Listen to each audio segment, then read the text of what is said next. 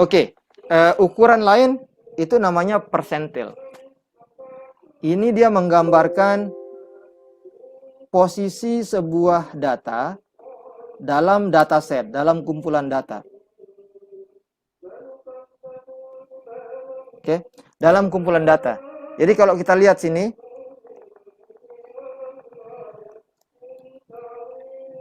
oke, contohnya misalkan gimana cara menghitung persentil? Persentil itu simbolnya K. Sorry. Ini simbolnya K. Oke, K-nya itu bentuknya koma.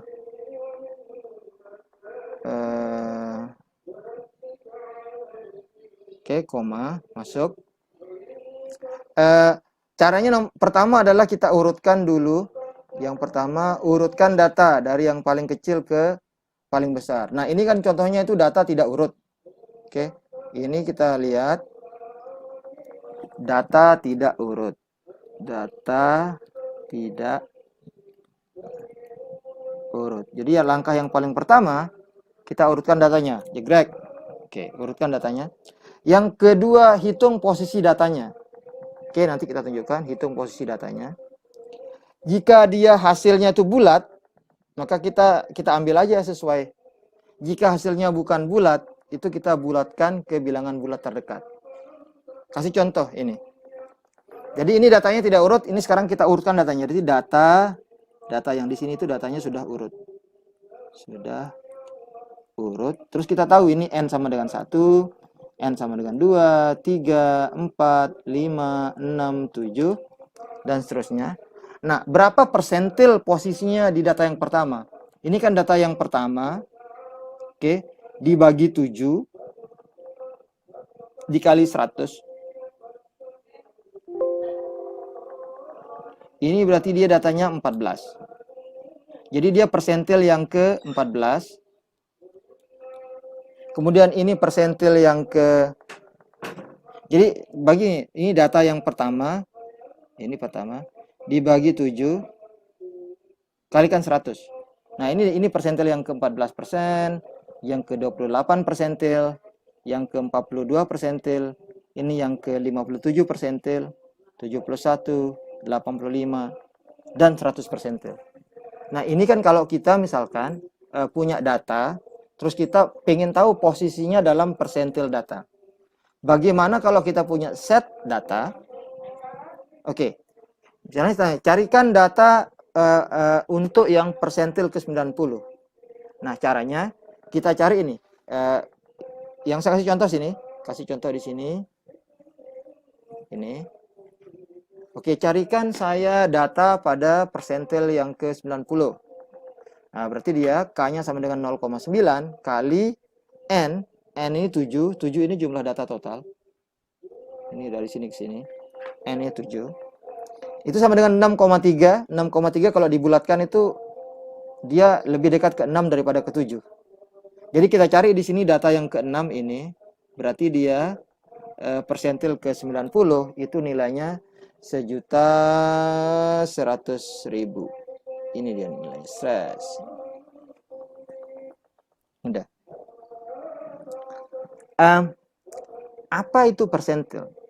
Jadi persentil ini dia menunjukkan sebaran. Saya bilang dia menunjukkan sebaran data. Kalau kita lihat misalkan di data ini, bagaimana kita bisa memprediksi sebaran data berdasarkan nilai persentil? Kita buat aja garis, kita ilustrasi misalkan ini, buat dia sedikit proporsional ya. Misalkan di sini 150, berarti di sini tengah-tengah ini berarti 75. Anggaplah aja di sini 0. Berarti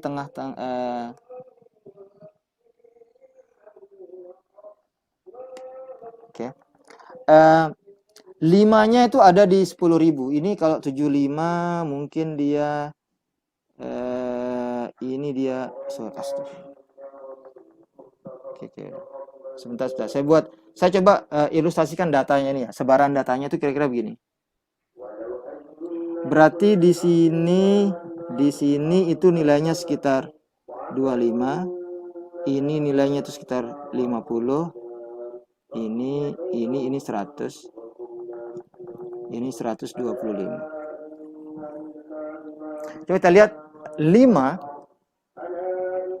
ada di sini. 5 ada di sini. Berarti ada 5 ada di sini. Aduh, 5 ada di 5 ada di sini.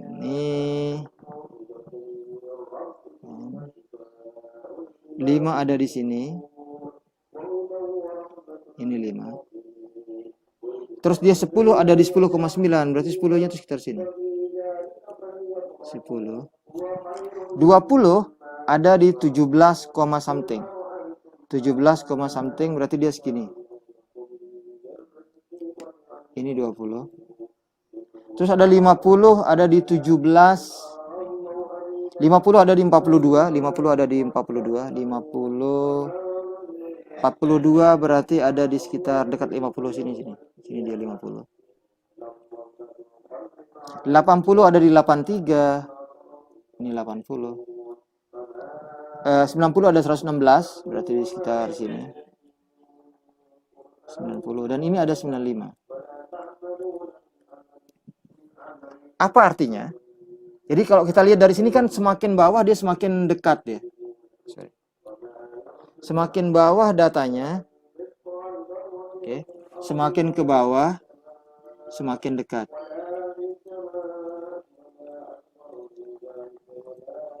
Ini artinya jumlah orang miskin itu jauh lebih banyak daripada jumlah orang kaya.